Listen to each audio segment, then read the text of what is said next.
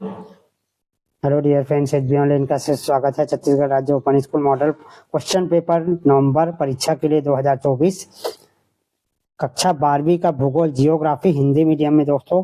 साथ ही अभी जो वार्षिक परीक्षा होगा मार्च अप्रैल, उसके लिए भी इम्पोर्टेंट है, क्योंकि इसमें मैंने 5 वर्षों के सिलेक्टेड क्वेश्चन को मिलाकर बनाया हुआ है। तो आप लोग सभी प्रश्नों को बिल्कुल देखना है, और 2022-23 के भी जो मैंने पहले से वीडियो बनाया हुआ है उसको भी आपको देखना है। यही आप गलती करते हैं कि पुराने वीडियो को आप भूल जाते हैं। भाई पुराने वीडियो भी क्वेश्चन पेपर है, उसमें से भी फंसेंगे, इसमें से भी फंसेंगे, ठीक है। तो 100% ये प्रश्न आएंगे। पहला प्रश्न है भूगोल की शाखा है, तो यहाँ पर सही आंसर है मृदा भूगोल। सेकेंड प्रश्न है संगमरमर क्या है, अवसादी शैल, आग्नेय शैल, रूपांतरित पाताली शैल। तो यहाँ पर रूपांतरित शैल आंसर आएगा। घोड़े का अक्षांश स्थित है विषुवत, इनमें से कोई एक ऑप्शन को सही करना है आपको। तो यहाँ पर बी आएगा, उपोष्ण उच्च वायु दाब पेटी पर। रेड कलर में जो लिखा हुआ है वो आंसर है, ढूंढने की जरूरत नहीं है। चौथा है भारत का सर्वोच्च शिखर कौन सा है, तो भारत का सर्वोच्च शिखर केटू है। लौह अयस्क का बैलाडीला क्षेत्र से निर्यात किस बंदरगाह से होता है, तो यहाँ पर पारदीप, काकीनाडा, विशाखापट्टनम, हल्दिया। तो यहाँ पर विशाखापट्टनम सही आंसर है। प्राथमिक शैलों का परिणाम क्या है, तो अवसादीकरण, ठोसीकरण, रूपांतरण, संपीड़न। तो ठोसीकरण आएगा। विश्व का सर्वोत्तम मत्स्य ग्रहण क्षेत्र कौन सा है, तो महाद्वीपीय निगमन तट आएगा। वायुमंडल गर्म होता है सूर्य ताप द्वारा, पृथ्वी द्वारा छोड़ी गई उष्मा द्वारा, तो सूर्य ताप द्वारा सही आंसर है। चौथा है छत्तीसगढ़ का प्रयाग किसे कहते हैं, तो छत्तीसगढ़ का प्रयाग भोरामदेव को कहते हैं या राजिम को कहते हैं। निम्नलिखित में से कौन सा छोटे पैमाने का उद्योग है, तो यहाँ पर आएगा कपास। रिक्त स्थान की पूर्ति करे। वे 2 खनिज जिनका प्रयोग परमाणु शक्ति के उत्पादन में होता है, कोयला, थोरियम, यूरेनियम। तो यूरेनियम आएगा। भारत का सबसे अधिक सूखा प्रवण राज्य कौन सा है, राजस्थान। खालिस्तान जलमंडल के ऊर्जा का प्राथमिक स्रोत है, यहाँ पर सूर्य आएगा। वायु की ऊर्ध्वाधर गति को खालिस्तान कहते हैं। पवन वायुधारा, तो वायुधारा सही आंसर है। पांचवा है हिंदी भाषाई परिवार में संबंधित भाषा कौन सा है, आर्य।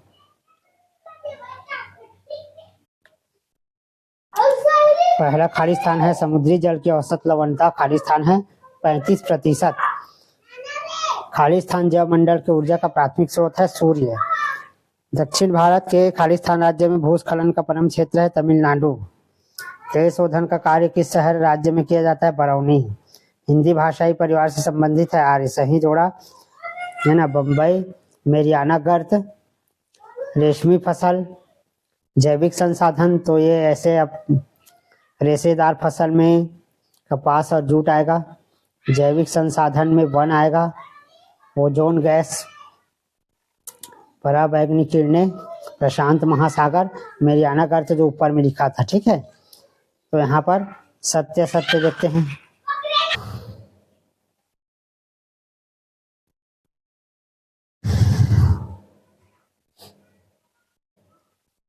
सत्य बताइए। झील में बहते हुए होटल को मोटल कहते हैं, सत्य। बिहार सर्वाधिक साक्षर राज्य है, सत्य। भारत का दक्षिणतम छोर कन्याकुमारी, सत्य है। हिमाचल प्रदेश में सेब के बागान पर्वतों के निचले चढ़ानों पर नहीं लगाए जाते, सत्य है। मृदा अपरदन का सबसे प्रमुख कारक वनों का विनाश है, सत्य है। दूसरा ऑक्सीजन गैस का प्रयोग सांस लेने में होता है, सत्य है। तीसरा गर्म वायु ठंडू वायु की तुलना में कम आर्द्रता धारण करती है, सत्य है। भारत के कुछ भागों में सूखा पड़ता है, असत्य है। लोहा, सोना जैविक संसाधन है, सत्य है। 2 नंबर के क्वेश्चन है दोस्तों। भूगोल की 2 शाखाओं के नाम लिखना है, भौतिक भूगोल, मानव भूगोल। भूगोल किसे कहते हैं, तो भूगोल मुख्यतः सभी भौतिक और मानवीय परिघटनाओं का अध्ययन को हम लोग भूगोल कहते हैं। अथवा मानव भूगोल की प्रमुख शाखा के नाम लिखना है, तो मानव विज्ञान, सांस्कृतिक भूगोल, आर्थिक भूगोल, ठीक है। प्रश्न 3 है मृदा अपरदन का सबसे महत्वपूर्ण कारक लिखिए। मृदा का अपरदन का सबसे महत्वपूर्ण कारक जलवायु है। निम्नीकरण किसे कहते हैं, पदार्थ के अपरदन से ऊंचे भागों को नीचे करना निम्नीकरण है। वेगनर ने सुविशाल महाद्वीप को क्या नाम दिया था, तो उसने पेंजिया नाम दिया था। भूकंप किसे कहते हैं, भू हलचलों द्वारा पैदा किए गए भूपृष्ठ के कंपन को भूकंप कहते हैं। नदी अपरदन के 4 तरीकों के नाम लिखना है। उसके 4 तरीके लिखा हुआ है, देख लीजिए। 3 प्रकारों के पठारों के नाम लिखे। अंतरा पर्वती। ज्वार भाटा किसे कहते हैं? एक निश्चित स्थान पर समुद्र पर बारी बारी ऊपर उठना नीचे गिरना ज्वार भाटा कहलाता है। खनिज की परिभाषा लिखिए। तो खनिज एक प्राकृतिक संसाधन होता है जो कि अजैविक तत्वों से मिलकर बनता है। किस यंत्र द्वारा भूकंप का आलेखन किया जाता है? तो सिस्मोग्राफ या भूकंप मापी के द्वारा इसका आकलन करते हैं। हिम रेखा से क्या तात्पर्य है? हिम रेखा एक काल्पनिक रेखा होती है जिसके ऊपर स्थायी रूप से बर्फ जमी रहती है। सुनामी क्या है? भूकंप से समुद्र जल में उत्पन्न होने वाली विनाशकारी लहरों को सुनामी कहते हैं। प्रश्न 5 है, भारत के बीचों बीच कौन सी काल्पनिक रेखा है? तो कर्क रेखा है। फेरल का नियम क्या है?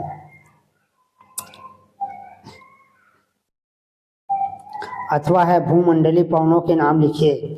समांगी पवने, पश्चिमी पवने और ध्रुवी पवने। जलवायु की परिभाषा लिखिए। वायुमंडल किसे कहते हैं? प्रश्न 6वां है, खाद्य श्रृंखला क्या है? अथवा अम्लीय वर्षा के 2 मुख्य प्रभाव लिखिए। अपघटक किसे कहते हैं? वे सूक्ष्म जीव जो मृत पेड़ पौधे और जीव जंतु अन्य जैविक पदार्थ का अपघटित करते हैं अपघटक कहलाते हैं। जीवोम क्या है? पर्णपाती वन किसे कहते हैं? मरुस्थलीय वनस्पति के क्या लक्षण हैं? लू से आप क्या समझते हैं? भूस्खलन के 2 कारण लिखिए। अरावली की पहाड़ियों में बसे पर्वतीय नगर का क्या नाम है? पूर्वी और पश्चिमी तटीय मैदानों में से कौन सा अधिक चौड़ा है? तो पूर्वी तटीय मैदान अधिक चौड़ा है। पूर्वी तटीय मैदान के 2 अनूपों के नाम लिखिए। चिल्फा और पुलकिट। अथवा गोदावरी और कृष्णा नदियों के डेल्टाओं के मध्य कौन सा झील है? तो कोलेरू झील। गोदावरी और कृष्णा नदियों के डेल्टा। मानसून की परिभाषा लिखे। संसाधन शब्द को परिभाषित कीजिए। किस वर्ष राष्ट्रीय जल नीति पारित की गई थी? संसाधन के संरक्षण से आप क्या समझते हैं? अथवा संसाधन को उनके उत्पत्ति के आधार पर वर्गीकृत करें। जैविक संसाधन के 2 उदाहरण लिखिए। पुनर्चक्रण न हो सकने वाले 2 जैविक संसाधन के नाम बताइए। कोयला और खनिज से। मृदा अपरदन का सबसे महत्वपूर्ण कारक क्या है? तो मृदा अपरदन का कारक है वनों का विनाश। देश के किस भागों में तालाबों द्वारा सिंचाई किया जाता है? तो देश के प्रायद्वीप पठार पर तालाबों के द्वारा सिंचाई किया जाता है। वर्षा जल निधि किसे कहते हैं? तो 19, 20, 23 में एक क्वेश्चन आ चुका है। किसी क्षेत्र में प्राप्त वर्षा की कुल मात्रा को वर्षा जल निधि कहते हैं। नदी घाटी परियोजनाओं के मुख्य उद्देश्य क्या है? जल बजट का अर्थ क्या है? इन्हीं 3 फसल ऋतु के नाम लिखिए। वैश्वीकरण से आप क्या समझते हैं? हरित क्रांति क्या है? टाटा लौह इस्पात संयंत्र किस जगह स्थापित किया गया? रेल परिवहन के 2 लाभ। किसी एक केंद्र शासित संघीय देश का नाम लिखिए। अधिक जनसंख्या घनत्व वाले 3 राज्यों के नाम।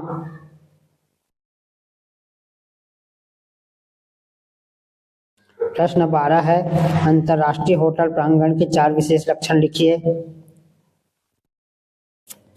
भारत अमूल्य पर्यटक गंतव्य स्थल क्यों कहलाता है? 3 नंबर वाले सवाल है। पर्यटन किस लिए सेवा के लिए कहलाता है? भूमि मानव अनुपात की परिभाषा लिखिए। भूमि सुधार के 2 तरीके बताइए। वायु अपरदन किस क्षेत्र में अधिक होता है? वर्षण के विविध रूपों के नाम लिखिए। गारंटी के साथ कह रहा हूँ दोस्तों, यदि इस वीडियो को जो भी स्टूडेंट देखेंगे इसी में से सारे क्वेश्चन फंसेगा, क्योंकि मैंने सिर्फ इम्पोर्टेंट क्वेश्चन को दिया है।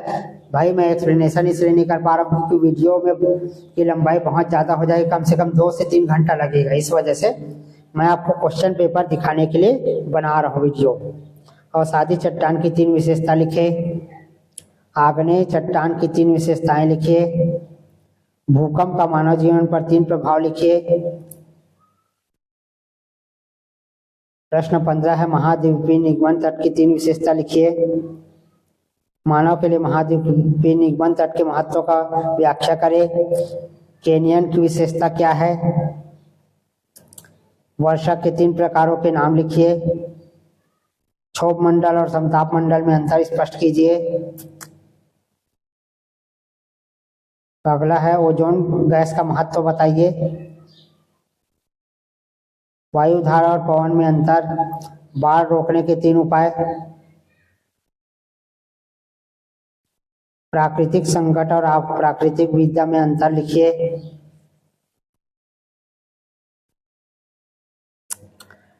भारत में वर्षा के समान वितरण को समझाइए। भारत में मानसून की विशेषता लिखिए। प्रश्न 18 हिमालय की नदी और प्रायद्वीप भारत की नदियों में 3 अंतर लिखे। बाढ़ किसे कहते हैं, बाढ़ की उत्पत्ति के कारण लिखना है।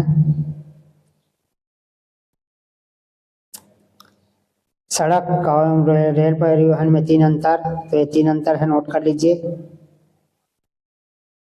स्वर्णिम चतुष्कोण मार्ग की विशेषता लिखिए। आर्द्र कृषि और शुष्क कृषि में अंतर। प्रश्न 20 4 नंबर का सवाल है, मानव के लिए पठार किस प्रकार उपयोगी है, महत्व लिखिए।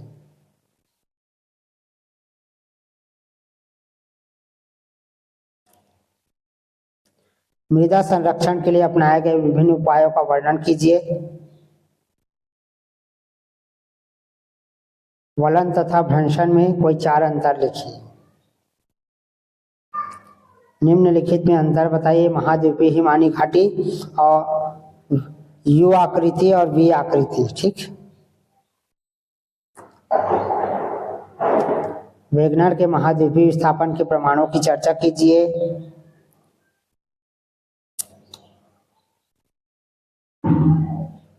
ज्वालामुखी क्या है, उदाहरण देकर समझाइए। भूमंडलीय तापन के विविध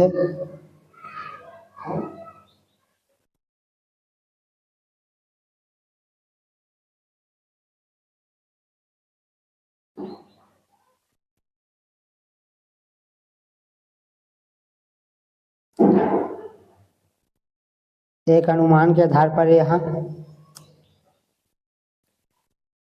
हरित गृह प्रभाव के परिणामों की व्याख्या करें। सदा हरित वन जीवों की स्थिति अथवा जीवों क्या है, जलवायु और वनस्पति के आधार पर जीवों का वर्गीकरण कीजिए। ये सब गाइड में दिया हुआ है दोस्तों, आप लोग नोट कर सकते हो।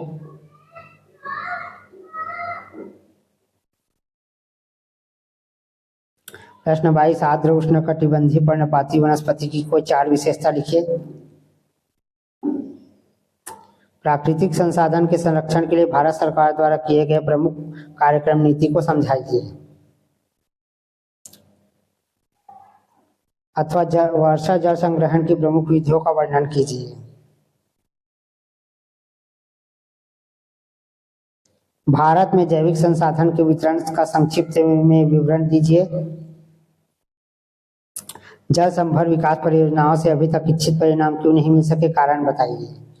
अथवा जल का संरक्षण क्यों आवश्यक है, इसके विभिन्न उपायों का वर्णन करना है। ग्रामीण और शहरी अधिवास के बीच 3 अंतर। मानव विकास की आवश्यकता के पक्ष में किन्हीं 4 कारण को विस्तार से समझाइए। जनसंख्या प्रवास से क्या तात्पर्य है। लिंगानुपात घटने के कौन से कारक उत्तरदायी हैं। भारत में साक्षरता का विवरण दीजिए, इंपॉर्टेंट प्रश्न है ये भी। कुटीर उद्योग तथा छोटे पैमाने के उद्योग में अंतर बताइए, 2020 में आ चुका है।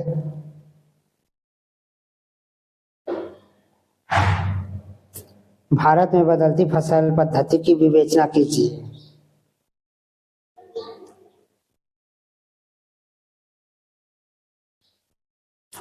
अथवा मुंबई और आसपास के, मुंबस हो गया मुंबई है, आसपास के क्षेत्र में सूती वस्त्र निर्माण के संकेंद्रित होने के कारण। पाइपलाइन परिवहन के 5 लाभ लिखना है।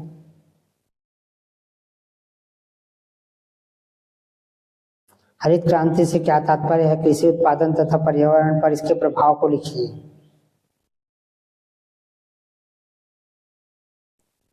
भारत के मानचित्र में निम्न को दर्शाइए। ये दर्शा दिया गया है दोस्तों, आप इसको चाहो तो स्क्रीनशॉट कर लो, ठीक है। जो जो इम्पोर्टेंट है उसका मैप बना दिया हूँ। और एक और मैप है ये वाला, इसको भी आप लोग स्क्रीनशॉट कर लो ताकि आप बाद में पढ़ सके। ताप कटिबंध को दर्शाने वाला चित्र बनाना है, तो ये ताप कटिबंध का चित्र है, देख लीजिए। मानव के लिए महासागर का महत्व पर एक विशेष टिप्पणी लिखना है या निबंध लिखना है।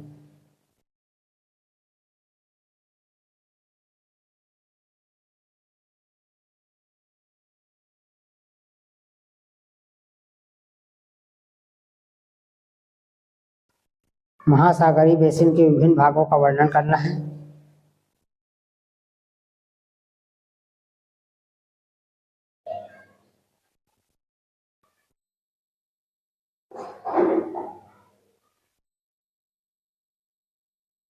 भाटा क्या है, ये कैसे उत्पन्न होता है, ज्वार भाटा का वर्णन करना है। ठीक है, क्वेश्चन को अच्छे से देख लीजिए दोस्तों, क्या प्रश्न पूछ रहा है। ऐसे आंसर गाइड में दिया हुआ है। वर्षण कैसे होता है, वर्षण के विभिन्न रूपों के बारे में लिखिए।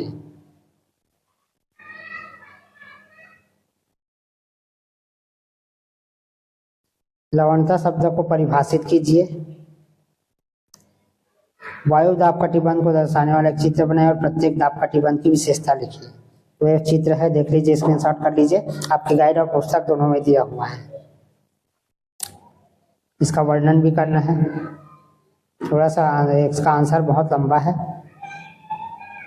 स्क्रीनशॉट कर लीजिए ताकि आप बाद में भी पढ़ सके इसको।